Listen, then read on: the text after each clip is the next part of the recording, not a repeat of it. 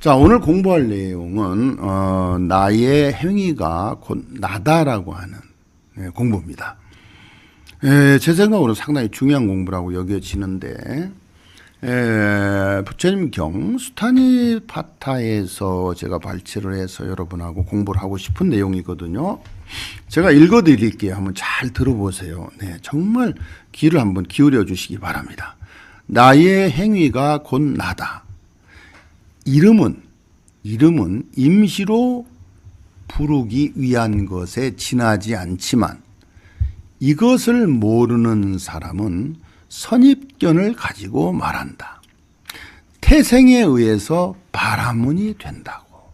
바라문이라는 건 아주 훌륭한 역할을 하는 분을 가리키는 겁니다. 그러니까 우리가 그런 말을 가끔 자주 하죠. 자주.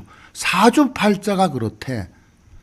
이렇게 사주팔자에다가 자기를 핑계를 대는 경우가 많은데, 사주팔자라는 말은 예수님이나 부처님이나 성인들이나 위인이나 대인이나 단 한 번도 써본 적이 없는 말입니다. 어떤 분이 중국의 포키 씨라고 하는 분이 제가 알기로는 그것을 이제 학문적으로 만들어서 이렇게 유포를 했다는 설이 있는데 확실치는 않고요. 사주팔자는 답답하고 안 되고 안 풀릴 때 이렇게 둘러대기 위한 하나의 핑계거리로 생각을 하시면 됩니다.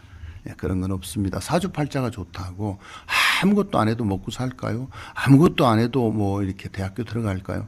전혀 그런 건 없습니다. 그러니까 이것을 모르는 이런 사람들은 선입견을 가지고 있습니다. 태생에 의해서, 즉 요즘 말로 하면 사주팔자에 의해서 훌륭하게 될 수도 있고 천민이 될 수도 있고 거지가 될 수도 있다, 이렇게 생각을 하게 된다 이거죠. 그러나 태생에 의해서 그렇게 되는 법은 결코 없습니다.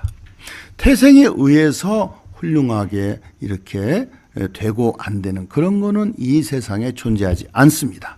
옛날에는 계급사회에서 태생을 가지고 많이 논하기도 했죠. 인도가 특히 그랬죠. 그것을 타파시키고 없애고 오로지 행위와 실천에 의해서 된다는 것을 전 세계에 이 우주에 알리신 분이 바로 부처님이세요. 네, 오늘 그 공부를 할 거거든요. 행위에 의해서 바라문이 되기도 하고 행위에 의해서 바라문이 안 되기도 하는 거라고 가리키고 있습니다. 자, 내가 뭐를 해야지 하는 마음 가지고는 안 됩니다. 해야 됩니다. 배가 고파요. 그러면 밥을 먹어야지 하는 게 아니고 가서 빨리 밥통에서 밥을 퍼서 먹어야 됩니다. 공부해야지 좋은 대학교 가려면 그 생각 가지고는 대학을 못 갑니다. 공부를 해야 됩니다. 내가 저 사람을 사랑하는데 가서 말을 해야 되나 말아야 되나 해야 됩니다. 그쪽에서 나를 선택해 주지 않아도 그래도 손해보는 건 없지 않습니까? 왜 말을 못하나요? 해야 됩니다. 한 번 해서 안 되면 우리가 재수, 삼수, 사수 하듯이 두 번, 세 번, 네 번 할 수도 있잖아요. 그래서 그 마음을 움직이는 것은 나의 행위에 의해서 움직이는 것이지 아무리 생각을 1000번, 10,000번을 해도 상대방은 그걸 모릅니다. 네, 잘 아시겠죠? 해야 됩니다. 그래서 하면 된다라는 말을 저는 바꿨어요. 뭘로? 해야 된다. 하면 된다는 추상적이지만 해야 된다는 즉각적인 반응이 나타나는, 즉각적인 복이 올 수 있는 말로 바꿔버려야 됩니다. 그래서 제가 또 두 번째 좋아하는 말이 있죠. 되면 좋고 안 되면 더 좋고. 한 번에서 된다는 보장 이 세상에 없습니다. 네. 부처가 예수가 성인이 아니면 뭐 이렇게 고시가 한 번 해서 됩니까? 그런 사람도 물론 있어요. 하지만 약합니다. 한 번 딱 해서 돼버리는 사람 약합니다. 두 번 한 사람은 2배로 강하고 세 번에 도전한 사람은 3배로 강하고 많이 알 수밖에 없는 거예요. 그래서 실패는 뭐라고 했습니까? 성공의 엄마다, 이런 말이 있죠. 네.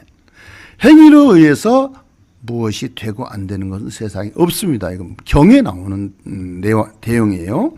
행위에 의해서 농부가 되고 행위에 의해서 기술자가 되며 행위에 의해서 상인이 되고 또한 행위에 의해서 고용인이 된다. 행위에 의해서 도둑도 되고 행위에 의해서 무사가 될 수도 있고 행위에 의해서 신하가 되기도 하고 행위에 의해서 왕이 되기도 합니다. 현자는 이와 같이 행위를 있는 그대로 봅니다. 있는 그대로, 보이는 대로 봅니다. 세상은 행위에 의해서 존재하며 사람들도 행위에 의해서 존재합니다. 세상과 사람도 바로 이 행위에 의해서 존재를 하고 있다는 뜻이죠. 수레바퀴가 마차의 축에 이렇게 매여 있어서 돌아가서 마차가 움직이듯이 모든 것은 행위에 매여 있다. 이렇게 수타니 바타에서 가리키고 있습니다. 여러분께서는 어떻게 생각을 하시는지요? 옛날 아까 말씀드렸듯이 인도에서는 태어나면서부터 수평관계가 아닌 수직관계인 사성계급으로 네 가지 계급으로 나뉘어져 있었어요. 네, 그 사성계급을 제가 말씀드릴게요. 첫 번째가 성직자 계층입니다. 첫 번째가 성직자 계층인 조금 전에 말씀드렸죠. 바라문을 성직자, 그러니까 지금으로 치면 최고의 성공한 그룹이라고 볼 수가 있죠. 그래서 왕의 스승, 나라의 스승 역할을 했었습니다. 그 두 번째가 바로 왕족이에요. 왕족은 크샤트리아라는 계급으로 나뉘어져 있습니다. 왕족은 크샤트리아. 그 다음에 평민인 계급, 바이샤 계급, 바이샤. 그 다음에 이제 네 번째가 노예 계급이죠. 수드라 계급입니다. 요렇게 우리나라에도 옛날에는 양반, 천민, 상민 이렇게 나뉘어졌듯이 옛날에는 뭐랄까요? 좀 무지하다고 봤죠. 지혜가 없었기 때문에 많이 가졌거나 잘났거나 아니면 뭔가를 특별하게 한다거나 혹세무민을 하는 계층들이 상위권에서 이렇게 어떤 그 행세를 하고 살았습니다. 이들에게는 바라문이고 태생이 왕족이고 또 그 다음에 태생이 천민이기도 했어요. 그러니까 태생 자체를 가지고 이 사람이 바보든 천치든 팔이 하나 있든 없든 뇌성마비든 태생이 그러면 그냥 그걸로 가는 거예요. 우리가 옛날에 왕족 시대에 태생이 왕족이면 그 왕족으로서의 행세를 했죠. 지금도 북한 같은 나라가 그런 맥락을 가지고 있죠. 그러나 부처님께서 출현을 하시면서부터는 이 모든 것을 태생을 따르지 않고 그 사람의 행위에 따른다고 엄청난 선언을 해버린 거예요. 네. 그 당시로서는 자칫하면 목숨이 위험할 수 있는 이런 선언을 하게 이릅니다. 행위에 의해서 왕도 되고 행위에 의해서 신하도 되고 행위에 의해서 도둑이 되는 것이지 태생이나 그 이름은 아무 소용이 없다. 부처님께서 이렇게 말씀을 해버리셨어요. 행위에 의해서 모든 것이 정해진다고 이렇게 부처님께서 역설을 하고 또 가르치기를 시작을 합니다.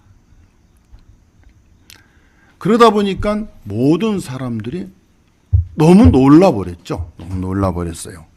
회장이고 수행자고 그 이름이 전혀 중요한 것이 아니라 그 사람이 어떻게 사느냐는 행위가 중요한 것이라고 말하죠. 그래서 세상은 저도 그 얘기를 많이 했습니다. 네. 무엇을 하고 사느냐가 중요한 게 아니고 누구든지 다 무엇인가를 하고 삽니다. 이 세상은. 무엇인가를 하고 살아요. 그 무엇을 하는가가 중요한 게 아니고 어떻게 하느냐의 방법론이 중요한 것이죠.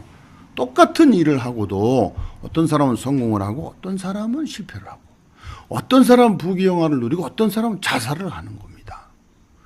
똑같은 걸 하는데 왜 남은 이렇게 잘 하는데 나는 안 될까? 이런 생각을 많이 하게 되죠. 요즘 세대 아침에도 보니까 그 택배 회사의 그 매니저라고 하나요? 그분이 택배 기사들의 어떤 횡포 내지는 그 횡포 내지 그 어떤 그 탄압을 못 이겨서 자살을 해서 지금 그 행렬이 그분을 위로하고 또 굉장히 많이 찾고 있는 걸로 이렇게 나오더라고요.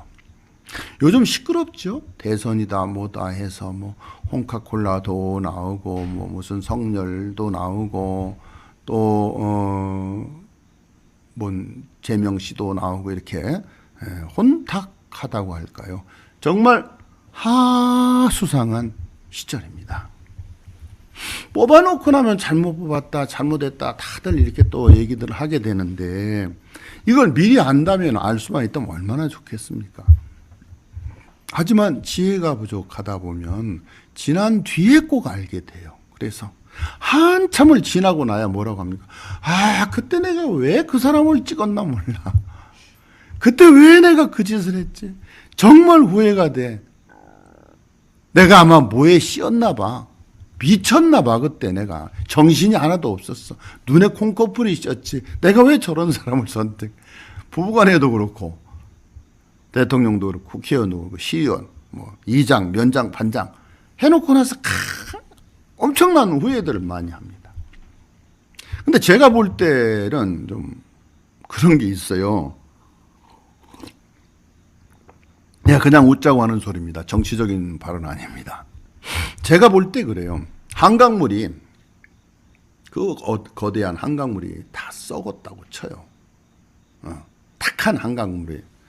자, 수돗물을 한 100가닥, 1000가닥 거기다 틀어놓으면 그 한강물이 맑아질까요? 저는 비유를 그렇게 하고 싶어요. 그러니까 거기까지는 바라지 말고 한강물 전체가 맑게 되기를 바라지 말고 어차피 수돗물도 맑은 물도 한강물에 들어가면 한강처럼 탁해질 테니까 되도록이면 더 맑은 물을 한번 찾아보자. 그러니까 좀 심한 말로 전부 다 도둑놈이다 치면 전부 다 나쁜 놈이다 치면 좀 덜 나쁜 놈이 누군가를 한번 골라봐야 될 필요가 있을 것 같아요. 맞는지 틀리는지는 모르겠습니다. 꼭 제가 하는 말이 다 맞지는 않습니다. 이렇듯이 세상을 이렇게 좀 뭐랄까 뚫어보는 아니면 꿰뚫어보는 그런 어떤 그 지혜를 얻기 위해서 바로 이런 공부를 하게 되는 거거든요. 지식은 우리가 학교에서 충분히 월사금을 내고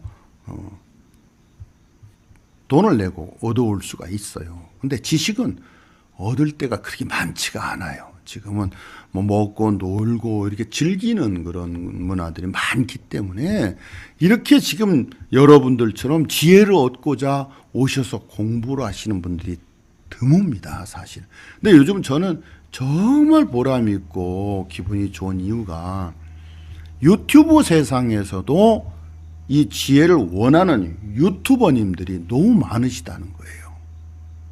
그래서 이렇게 명상의 시간 제가 매일 밤 8시부터 10시까지 부처님의 말씀을 음악과 함께 들려드리면서 마음을 정화시키고 잠이 잘 오게 하고 속상한 것을 이렇게 희석시키는 그런 명상의 시간을 하고 있는데 정말 많은 호응이 있고 여러분들이 좋아해 주셔서 정말 기분이 좋습니다. 보람이 있어요.